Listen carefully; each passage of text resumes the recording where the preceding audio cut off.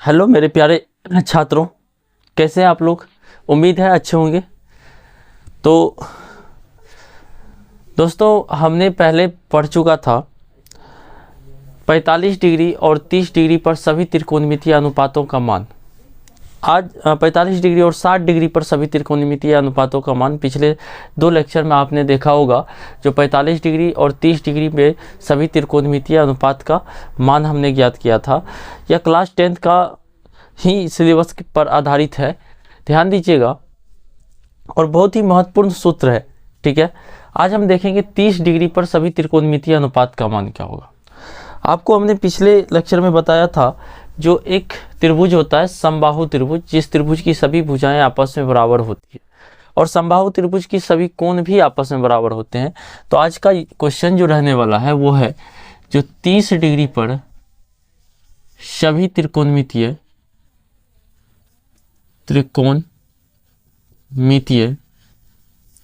अनुपातों का मान ज्ञात करें।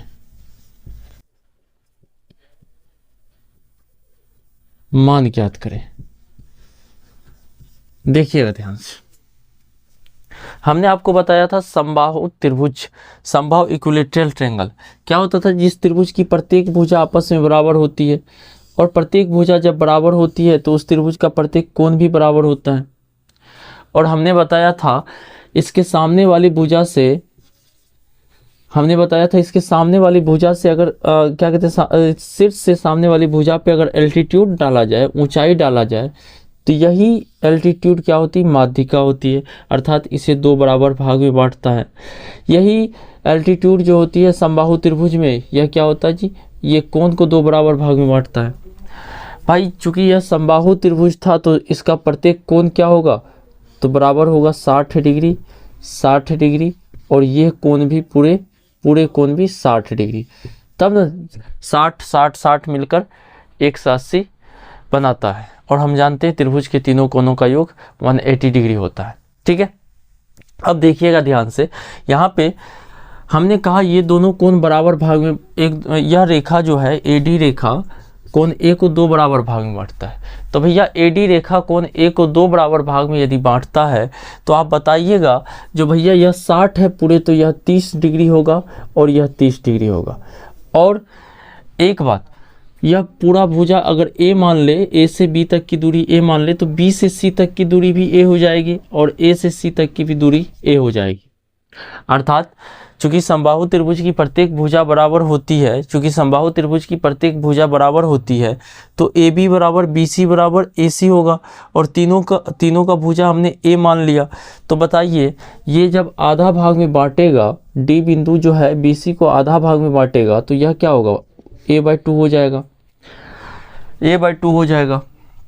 ध्यान दीजिएगा, अब अगर AD ज्ञात करना चाहे ना, तो यह एक समकोण त्रिभुज बनता है। यह समकोण त्रिभुज में आप देखिए, AD लंब हो गया, PD आधार हो गया, ये कर्ण हो गया। तो भैया AD बराबर क्या होगा, समकोण त्रिभुज में AD बराबर क्या होगा, AD बराबर हो जाएगा √ AB का स्क्वायर। तो AB तो A माने हैं, तो A स्क्वायर माइनस BD का स्क्वायर, तो अर्थात a/2 का स्क्वायर। आप कहिएगा जो सर ये पाइथागोरस थ्योरम से हुआ है।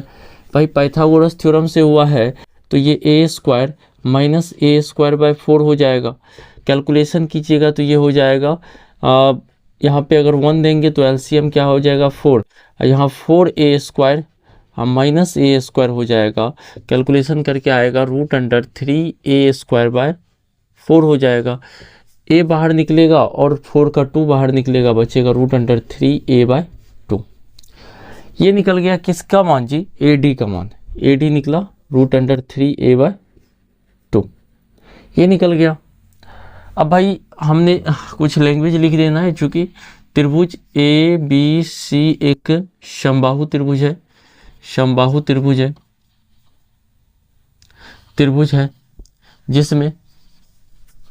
जिसमें AB बराबर BC बराबर AC है, जिसको हमने A माना है। और क्या होगा, कोण A बराबर कोण B बराबर कोण C बराबर 60 डिग्री।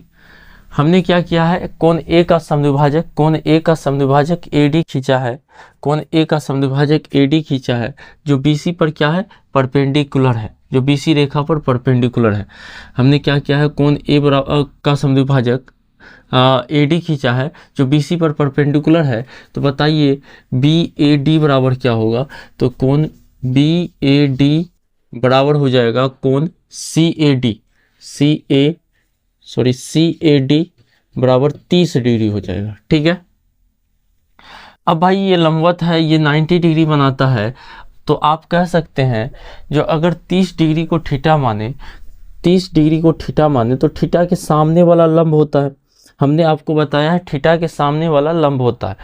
अगर आप त्रिकोणमिति का पहले वाले लेक्चर जाके नहीं देखे हैं, पीछे का लेक्चर जाके नहीं देखे हैं, तो आप उसे जाके देखिए, आपको सभी बातें समझ में आएंगी। ध्यान दीजिएगा, हमने कहा जो थीटा अगर 30 डिग्री मानते हैं तो 30 डिग्री के सामने वाली भुजा ये लंब होता है, अर्थात ये परपेंडिकुलर हुआ। भाई बेस तब कौन हुआ, तो भाई ये हुआ बेस, और आधार क्या कहते हैं, कर्ण क्या हुआ, ये कर्ण हो गया।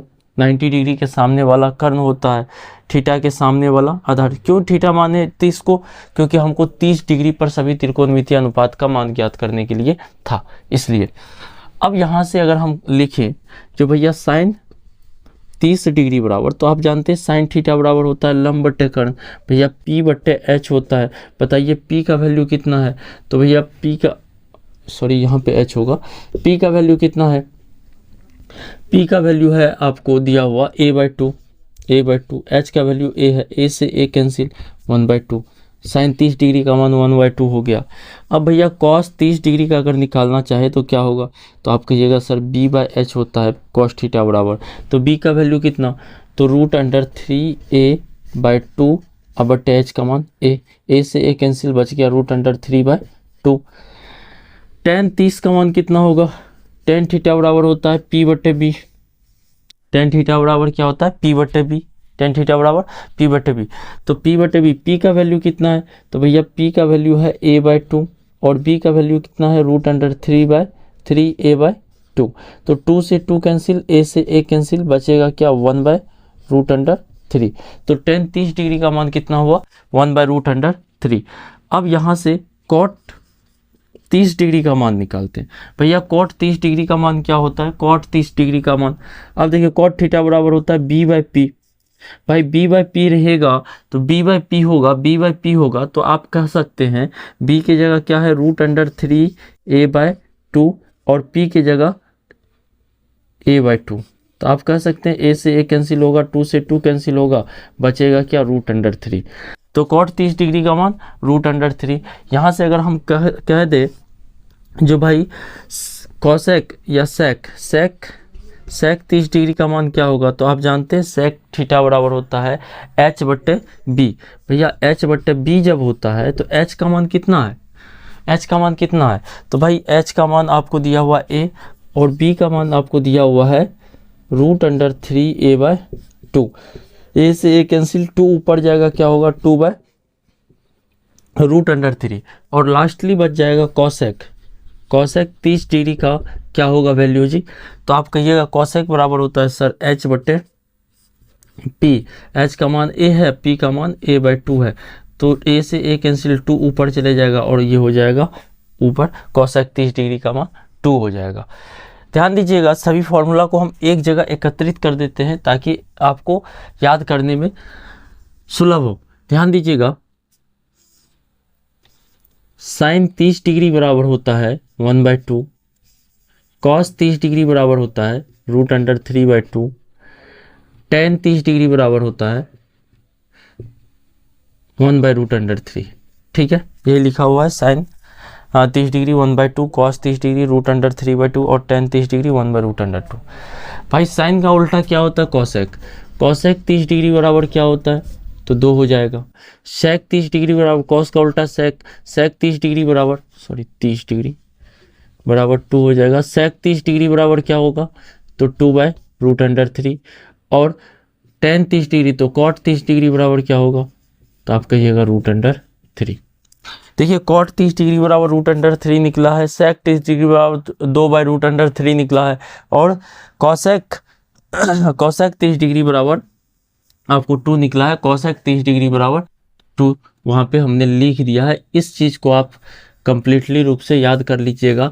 और डायरेक्ट इस प्रकार का क्वेश्चन ना आपके ऑब्जेक्टिव क्वेश्चन के रूप में डायरेक्ट क्लास 10th में बोर्ड एग्जाम में पूछा जाता है। नहीं तो आप क्वेश्चन बैंक उल्टा के देखिए, इस टाइप का क्वेश्चन काफ़ी ज़्यादा पूछा जाता है। तो आप इस प्रश्न को समझे, एक बार ध्यान से इसे देखिए।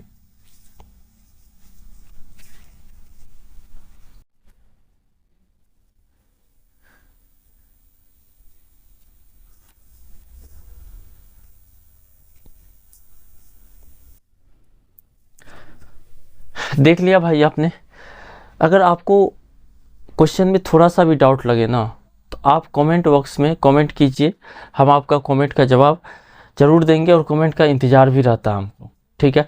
बाकी चैनल को सब्सक्राइब कीजिए, वीडियो को लाइक कीजिए, शेयर कीजिए, तथा और कोई भी क्वेश्चन में दिक्कत हो ना उन क्वेश्चन को आप सेंड कीजिए, हम उसको बना के आपको वीडियो सॉल्यूशन देंगे। तो भाई आज के लिए इतना ही रखते हैं, मिलते हैं नेक्स्ट वीडियो में। आप इस कंसेप्ट को समझे, बाकी अगर समझ में आया तो वीडियो को लाइक ज़रूर कीजिए और अपने दोस्तों के पास शेयर ज़रूर कीजिए, क्योंकि ज्ञान बांटने से बढ़ता है, ठीक है। बाकी नैतिक शिक्षा की बातें बाद में, ठीक है। आज के लिए इतना ही, धन्यवाद।